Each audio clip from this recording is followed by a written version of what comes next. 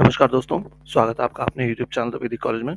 और हम लोग यहाँ पे डिस्कस करेंगे पूरा फ़िलॉसफ़ी के एक-एक चैप्टर्स करेंगे हम, ठीक है, इग्नू के। और अगर आप वैसे भी अगर आपका ऑप्शनल सब्जेक्ट है फ़िलॉसफ़ी का, है ना? ख़ास करके कोई भी फ़िलॉसफ़ी हो, चाहे इंडियन फ़िलॉसफ़ी या वेस्टर्न फ़िलॉसफ़ी आप पढ़ना चाहते हैं, तो हमने सबका एक प्लेलिस्ट बना रखा है अपने चैनल पे, आप वहाँ से उसको पढ़ सकते हैं, ठीक है? तो स्टार्ट करते हैं।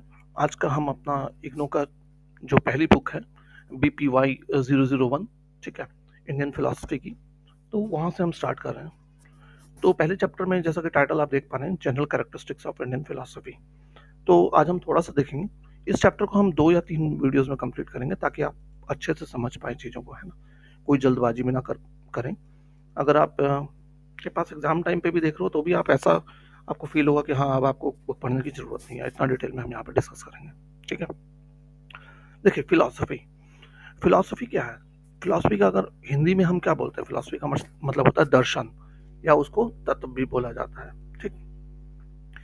अब देखो, एक हिंदी में कहावत है, दृश्यते अनेन इति दर्शनम। इसका मतलब क्या है? The one through which it is scene. देखो, दर्शन जो इंग्लिश हम फिलॉसफी पढ़ रहे हैं उसको अगर आप हिंदी में पढ़ो ना तो बड़े आसानी से समझ में आता है चीज़ों को, क्योंकि वर्ड जो है ना, खासकर इंडियन फिलॉसफी की बात कर रहा हूँ मैं, वेस्टर्न फिलॉसफी की नहीं। इंडियन फिलॉसफी को अगर आप हिंदी में पढ़ो तो आपको बड़े चीज़ें तेजी से समझ आएंगी। बट हमारी मजबूरी है, आपका एग्जाम इंग्लिश में है तो आपको वर्ड्स आने चाहिए इंग्लिश में, है ना? तो देखो, दर्शन का लिटरल मतलब क्या होता है? दर्शन मतलब होता है टू रियलाइज, है ना? किसी चीज़ का रियलाइजेशन होना, या फिर रियलाइजेशन को आप क्या कह सकते हो? किसी चीज़ को जानना, टू नो, है ना? तो ये सब फाइनली किस चीज़ को करस्पॉन्ड करता है कि हमें किसी नॉलेज के बारे में फिलॉसफी चीज़ है कि हमें किसी चीज़ की नॉलेज हो, हम पढ़ें तो किसी चीज़ की हमें नॉलेज हो जाए, रियलाइजेशन हो जाए, है ना?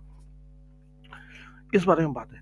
अगर वर्ड तत्व को आप तोड़ोगे, उसका संधि विच्छेद करोगे, तो वो बनता है तत् प्लस त्व। तत् का मतलब होता है इट या दैट, और त्व का मतलब होता है यू, है ना? इसका मतलब अगर दोनों को जोड़ के देखा जाए तो इटिमोलॉजिकली मतलब लिटरल मीनिंग उसका क्या होगा? You are that. अब ये दैट है क्या? दैट है अल्टीमेट रियलिटी जिसकी हमने पढ़ाई करनी है। आखिर सच है क्या? किस चीज का दर्शन करना चाहते हो, है ना? आप क्या जानना चाहते हो? दर्शन मतलब वही हुआ ना कि आप जानना क्या चाहते हो। तो सत्य की खोज आपने सुना होगा, बचपन से कई बार सुनते आ रहे हो, सत्य, सत्य ढूंढा जा रहा है, सत्य क्या है, परम सत्य क्या है। ये चीजें आपने बाबा वगैरह के मुंह से कई बार सुनी होगी। तो वो रियलिटी की खोज ही है। अब वो रियलिटी एक्चुअली में क्या है भाई? कौन है? और सबसे पहले तो यू कौन है? यहाँ पे इंट्रोडक्शन में आपके दिया हुआ है। यू से मतलब है कि ऑब्वियसली ह्यूमन के रेफर किया जा रहा है ना? तो इंडियन फिलॉसफी में अगर ह्यूमन कहीं भी इन्वॉल्व है तो उसके वैल्यूज की बारे में भी बात होगी, ठीक है? तो फिलॉसफी आपके दो चीज़ों के बारे में हो गई, एक कि आपको रियलिटी के बारे में पढ़ना है, प्लस आपकी वैल्यूज को सिखाया जाएगा यहाँ पे, है ना? तो इंडियन फिलॉसफी में ये दो चीज़ें हैं। अब देखो, फिलोसफर्स लुक एट रियलिटी। जो इंडियन फिलॉसफी है ना, उसको दो कैटेगरी में बांटा गया है। थ्योरीज ऑफ रियलिटी दो टाइप से हैं। पहली थ्योरी ऑफ रियलिटी जो है वो सेकुलर भी हैं और स्पिरिचुअल भी हैं। आप समझ रहे होगे सेकुलर और स्पिरिचुअल का मतलब, है ना? स्पिरिचुअल मतलब जो भगवान से, और सेकुलर मतलब जो एकदम मतलब रैशनल हो, है ना? अब ये फर्दर दो टाइप में है, सेकुलर फिजिकल, नॉन फिजिकल, और स्पिरिचुअल थीसिस्ट और नॉन थीसिस्ट। थीसिस्ट मतलब होगा जो भगवान में विश्वास करते हैं, और नॉन थीसिस्ट जो भगवान में विश्वास नहीं करते हैं, है ना? फिर फर्दर आती है theories of reality, monistic, dualistic, non dualistic and pluralistic. ये तो नाम से ही बता रहा है, मोनोइस्टिक मतलब वन, है ना? डुअल मतलब टू। नॉन डुअल का कंसेप्ट अभी हम देखेंगे, अद्वैत बोला जाता है हिंदी में इसमें, है ना? ये बिलीव नहीं करता है कि दो चीज नहीं है। तो इसका मतलब वो ये भी नहीं कह रहा कि एक है, ठीक है?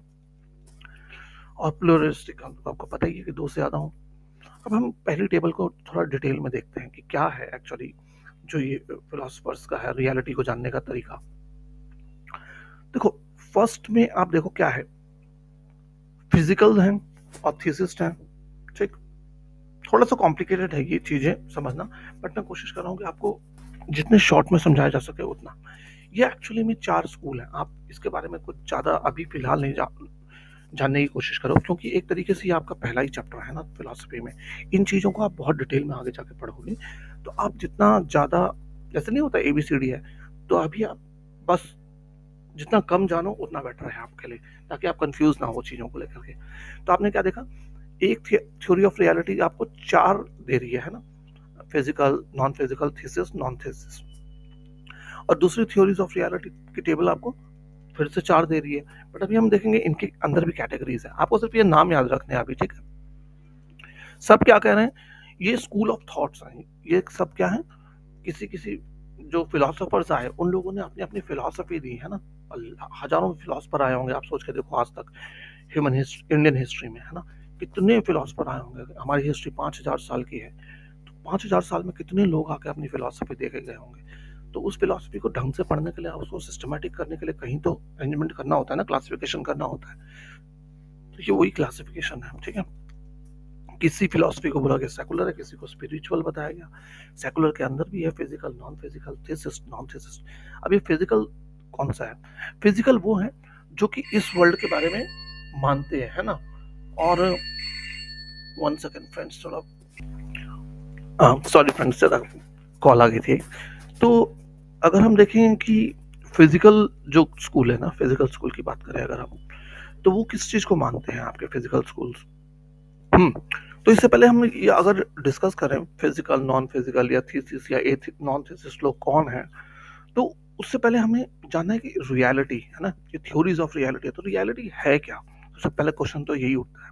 और मान के और आपकी पूरी फिलोसफी का पढ़ने का मकसद ही यही है कि रियलिटी क्या है एक्चुअली में। क्वेश्चन ही सिर्फ यही है, व्हाट इज रियलिटी, उसके पीछे पूरा फिलोसफी बनी हुई है, ठीक। अब देखो, फिलोसफी की कई सारी डेफिनेशंस अलग अलग टाइम पे दी गई है, सब सब फिलोसफर्स ने अपने अपने हिसाब से दी है।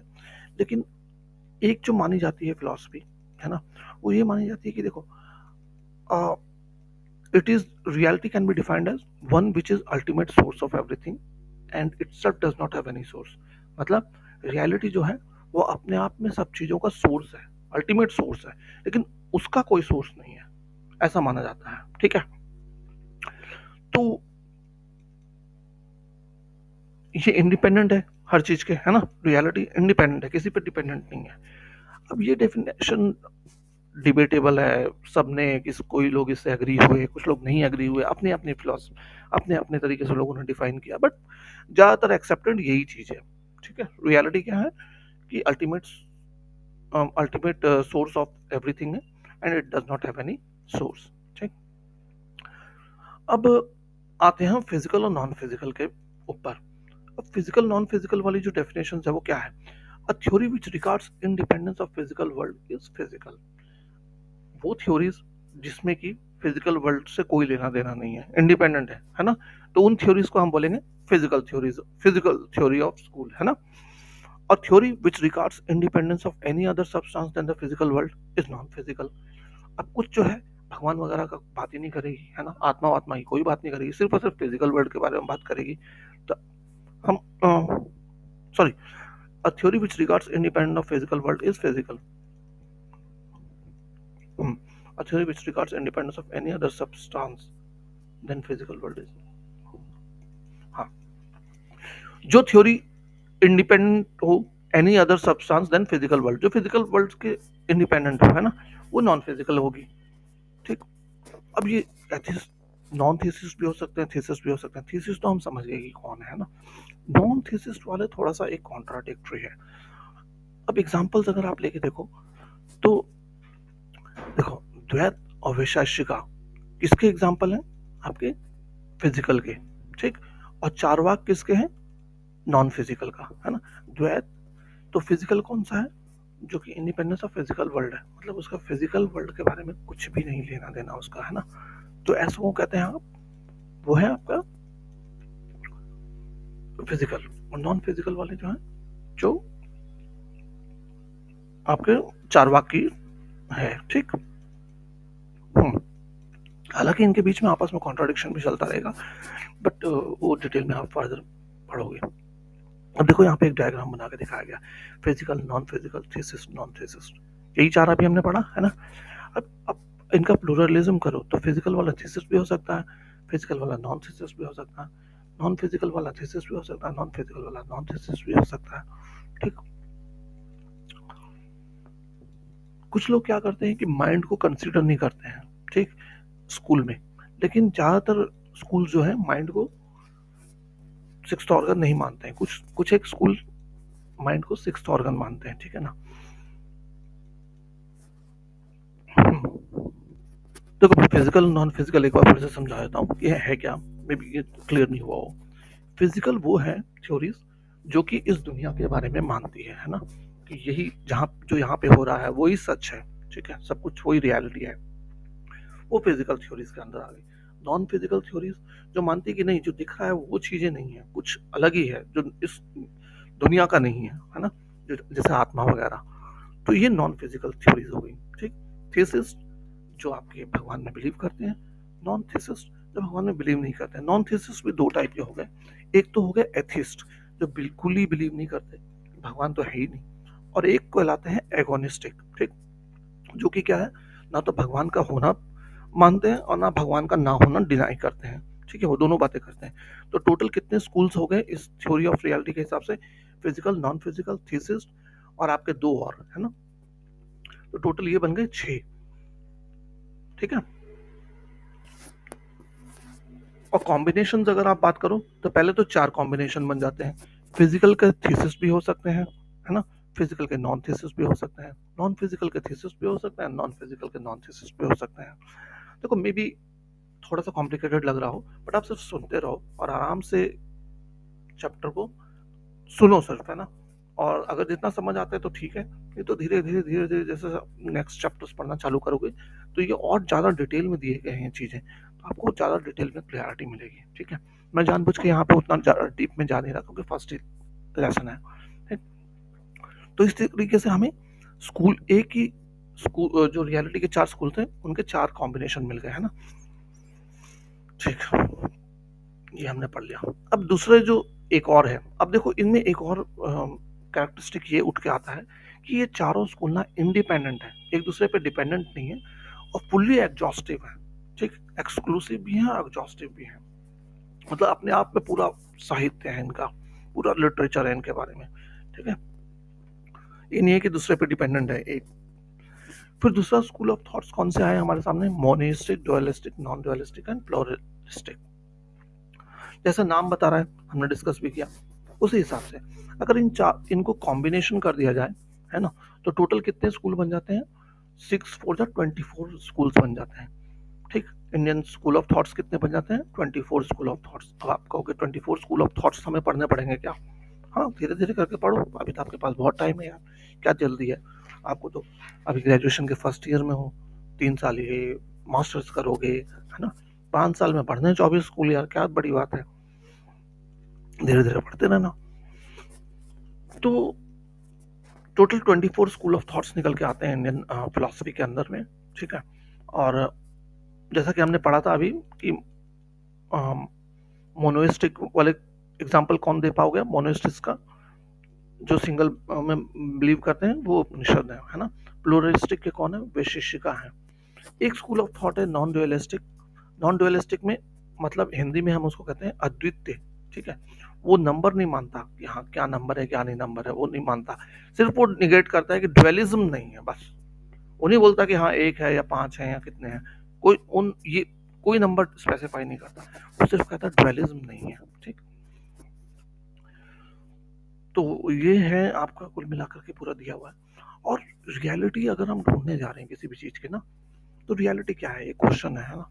तो वो क्वेश्चन देखो, अगर कोई भी क्वेश्चन हो सकता है, आप बचपन से कई सारे क्वेश्चन अपने एग्जाम्स में लिखते आए हो, अब एक ही क्वेश्चन पेपर तो एक ही देता है एग्जाम में, है ना, पूरी क्लास के लिए, पर हर कोई आंसर अपने अपने तरीके से लिखता है, या तो कोई रट के गया हुआ है मैडम का आंसर या सर का आंसर वही लिख के आता है, या फिर क्या होता है आप अपने हिसाब से आंसर लिख के आते हो। क्या सबके आंसर सेम हो सकते हैं, आप सोच के देखो, कभी भी नहीं हो सकते ना। तो सब अपने अपने हिसाब से आंसर लिखते हैं। तो क्वेश्चंस तो लाइक हैं, प्रॉब्लम्स तो सबकी सेम है, लेकिन उनके आंसर अलग अलग टाइम पे अलग अलग लिखते हैं। वही क्वेश्चन फिर हम, जैसे आप वो क्लास पास कर गए, वही क्वेश्चन फिर अगले बार बैच वालों को भी दिया जाता है, वो अपने थॉट्स लिखते हैं, है ना, वो अपना विचार लिखते हैं। तो हर स्पेशियो टाइम पीरियड के हिसाब से, स्पेस और टाइम पीरियड के हिसाब से हर किसी के आंसर अलग अलग होते हैं। उसी हिसाब से फिलॉसफी भी अलग अलग हुई। रियलिटी तो सेम है, लेकिन फिलॉसफी हर फिलॉसफर ने अपने अपने हिसाब से दी है, अपनी अपनी जगह और अपने अपने सिचुएशन के हिसाब से, अपने अपने टाइम पीरियड में दी है।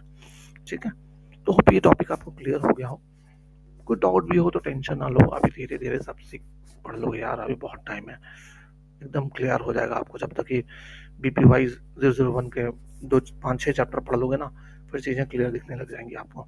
और फिलॉसफी पढ़ने के बाद आपको फिलॉसफी पढ़ने में भी मजा आएगा, और ऊपर से फिर जब आप लोगों के साथ डिस्कशन करोगे ना, तो आप देखना आप बहुत हाई लेवल पे पहुंच जाओगे। तो मिलते हैं आपको अपने अगले वीडियो में। Thanks for watching. जय हिंद। इस वीडियो में यार थोड़ा सा पॉजेस ज़्यादा हो गए, कोई ना कोई डिस्टर्बेंस आ रही थी। I am really sorry for the same. मैं कोशिश करूंगा कि नेक्स्ट वीडियो से ऐसा कोई डिस्टर्बेंस आए नहीं। ठीक, थैंक्स फॉर वॉचिंग। जय हिंद।